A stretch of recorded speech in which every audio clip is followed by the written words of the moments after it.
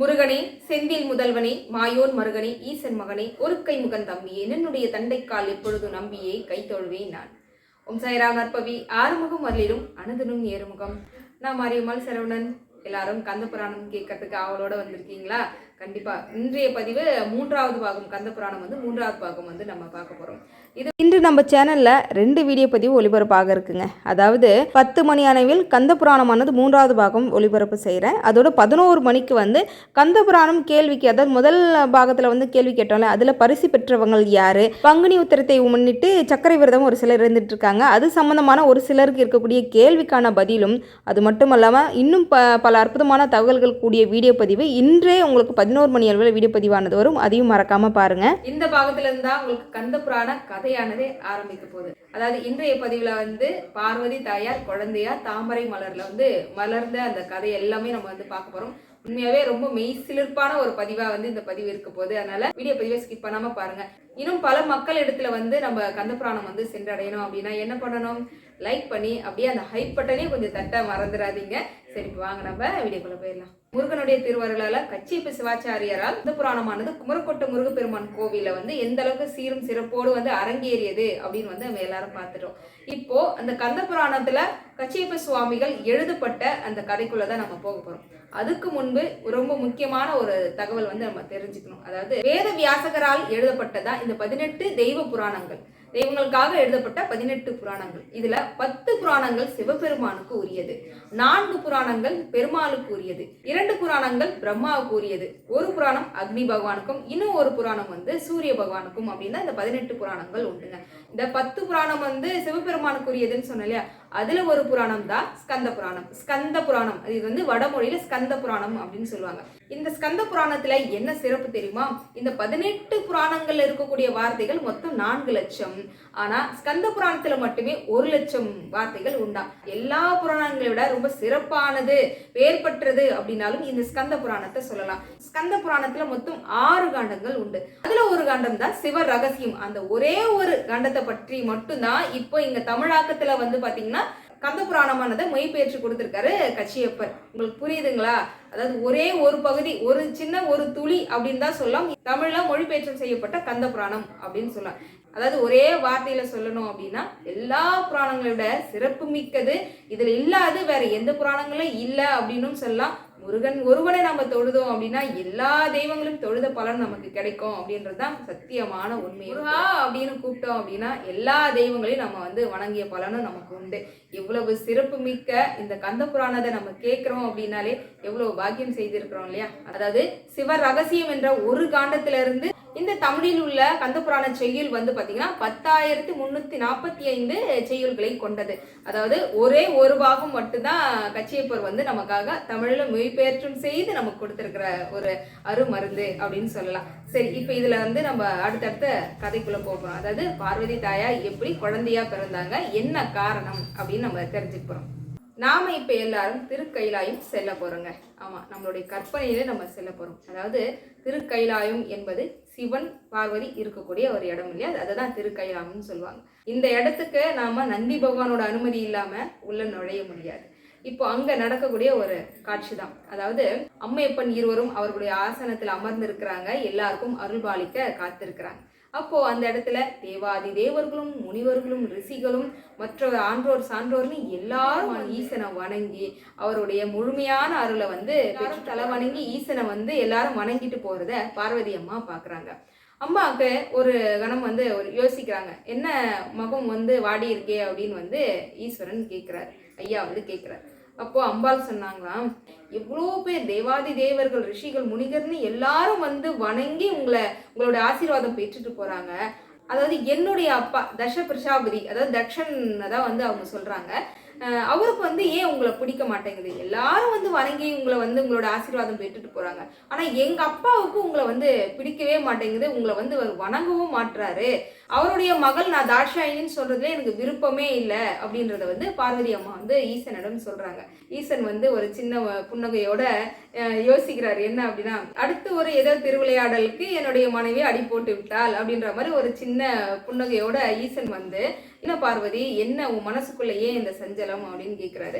எனக்கு தக்ஷனுடைய மகளா இருந்து இந்த தாட்சாயி என்ற பெயர் எனக்கு பிடிக்கல, உங்களை வந்து என்ன ஏதுன்னு ஏறெடுத்து பார்க்க மாட்டேங்கிறாரு, எல்லா இடங்களும் உங்களை வந்து அவமானதான் படுத்துறாரு, அவருடைய மகளா இருக்கிறதுல எனக்கு வந்து விருப்பமே இல்லை, எனக்கு ரொம்ப வருத்தமா இருக்கு அப்படின்னு பார்வதி அம்மா வந்து சொல்றாங்க.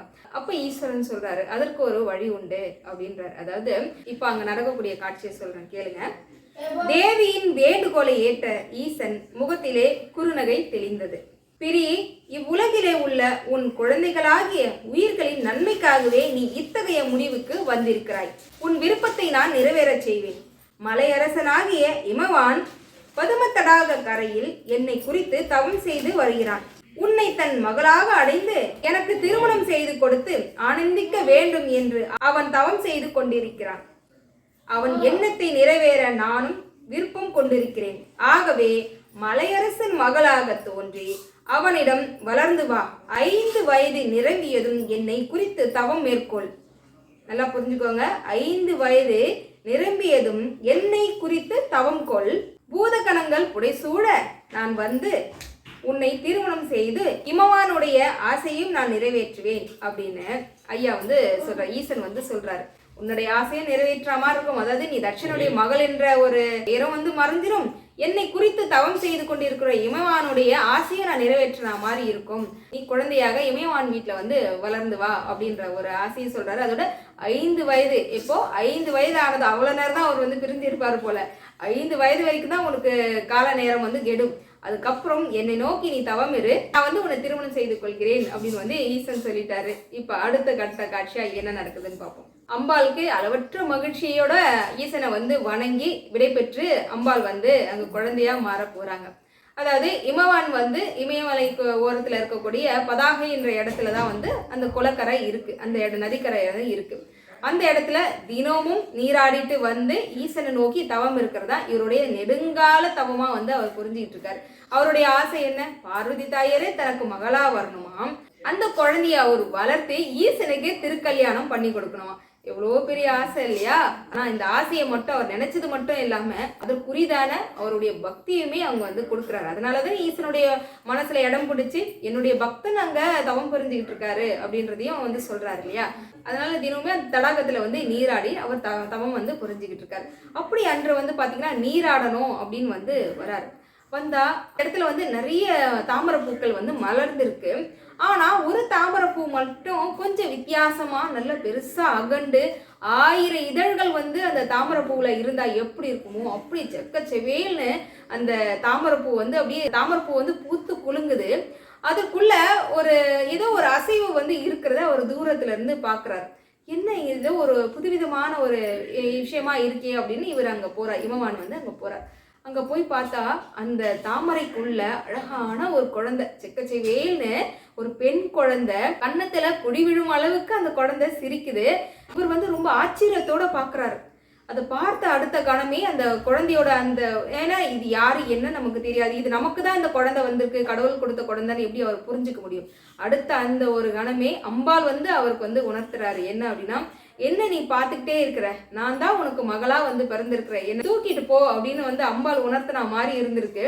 அப்படியே ஓடி அந்த தாமரை மலர்ல இருக்கக்கூடிய அந்த குழந்தைய அப்படியே அள்ளி அணைச்சு தன்னுடைய முகத்துக்கிட்ட வச்சு அம்பாளுக்கு முத்தம் கொடுத்தாராம். என்னன்னா, இவ்வளோ நாள் தவம் புரிஞ்சிருந்தேன், எனக்கு வந்து குழந்தையா என் தாய் பார்வதி தாயாரே நீ கொடுத்துட்டியா அப்படின்னு சொல்லி கண்கள்ல கண்ணீர் பெருகுது அவருக்கு. குழந்தைய தூக்கி எடுத்ததுமே அடுத்த கணம் எங்க போவாரு? தன்னுடைய மனைவியிடம் வந்து காமிக்கணும் இல்லையா, ஏன்னா இவ்வளோ நாள் தவம் இருந்தது ஈசன் கொடுத்த வரமாச்சே அப்படின்னு மனைவியிடம் சொல்லணும் அப்படின்னு அரண்மனையை நோக்கி அவர் வந்து ஓடுறாரு. அவங்களுடைய பேர் மேனை. ஓடும் வழியிலே, மேனை, இறைவன் நம் மீது கருணை மழை பொழிந்து விட்டார், இங்கே பார் இங்கே பார், தெய்வ குழந்தை அப்படின்னு சொல்லிக்கிட்டே ஒரு தன் மாரோட அணைச்சா மாதிரி இவர் ஓடுறார். வெகு தூரத்துல இருந்து ரொம்ப மகிழ்ச்சியோடு அவர் வருவதை பார்த்து அவங்களுடைய மனைவி வந்து ஓடி வந்து நிக்கிறாங்க. அவர் வந்து சொல்ற, இறைவன் கொடுத்த வரம், என் அப்பன் ஈசன் கொடுத்த வரம், இங்கே பார் அப்படின்னு அப்படியே அந்த குழந்தைய வந்து இப்படி கொடுக்குறாரு. அதை அவங்க வந்து ரொம்ப புன்னகையோட, எவ்வளோ நாள் தவம், அவங்க எவ்வளோ தவம் இருந்திருப்பாங்க, ஒரு குழந்தை இல்லை அப்படின்னா அது இல்லாதவங்களுக்கு தானே இந்த கஷ்டம் தெரியுன்ற மாதிரி இவங்க எவ்வளோ நாள் தவம் இருந்திருப்பாங்க, நமக்கு ஒரு குழந்தை பிறக்காதா, இறைவன் கொடுக்க மாட்டாரா அப்படின்னு அப்படி ஒரு குழந்தையா, பிறந்த குழந்தையாவே ஒரு பொண்ணு வந்து இப்படி கொடுக்குறாரு. அந்த குழந்தைய அவங்க வாங்கும் போதே, கண்ணே என்னிடம் வந்தாயா அப்படின்னு சொல்லி வாங்கி கன்னத்துல முத்தமிட்டு தன் மார்போடு அணைத்து கொள்ளும் போது இந்த தனங்களில் பால் சுரந்ததாங்க. எப்படி இருக்கும்ல, 10 மாதம் ஒரு குழந்தை கருவை சுமந்து குழந்தை பிறந்ததுக்கு அப்புறம் தான் மார்பகங்கள்ல வந்து பாலே சுரக்கும். ஆனா அந்த குழந்தைய வாங்கி இப்படி அள்ளி அணைக்கும் போதே தனங்களில் பால் சுரந்துதான். அம்பாளுடைய கருணையை பார்த்தீங்களா? அந்த இடம் படிக்கும்போது அப்படியே கண்ணில் கண்ணீராக கொட்டுச்சு எனக்கு. எல்லாருக்கும் நான் உண்மையாக சொல்கிறேன், இந்த கந்த புராணமானதை முழு நம்பிக்கையோடு கேளுங்க.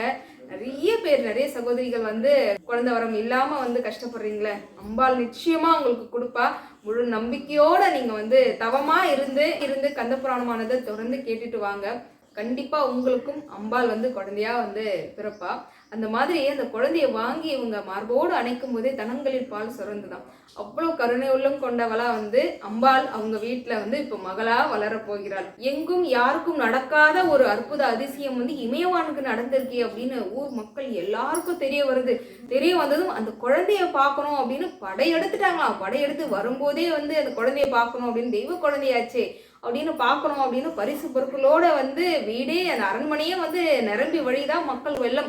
அந்த அளவுக்கு அரண்மனையே வந்து களை கட்டிருச்சு. அம்பாள் வந்து அந்த வீட்டில் குழந்தையா பிறந்துட்டாங்கதும் அதை பார்க்கறதுக்கு அவ்வளோ மக்கள் வந்து ரொம்ப ஆர்வாரத்தோட அந்த குழந்தைய வந்து பார்த்துட்டு போறாங்களாம். ரொம்ப சீரோடும் சிறப்போடும் செல்ல சீமாட்டியா வந்து பார்வதி தாயார் இமயவன் மேனகிக்கு அழகான ஒரு பிள்ளையா பிறந்து அந்த வீட்டில் வளர்ந்துகிட்டு இருக்காங்க.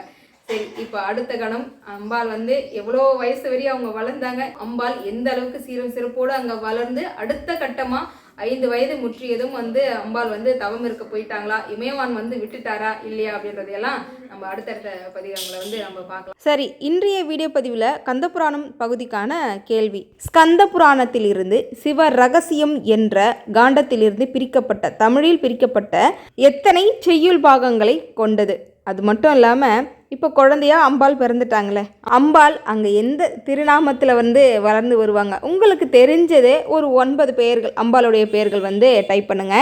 வேல்வேல் வெற்றிவேல், வேல்வேல் வெற்றிவேல், சுற்றி வந்து நம்மை காக்கும் சுப்பிரமணிய வேல், சத்தியமாவது சரவணபவை. ஓம் சாய்ராம்.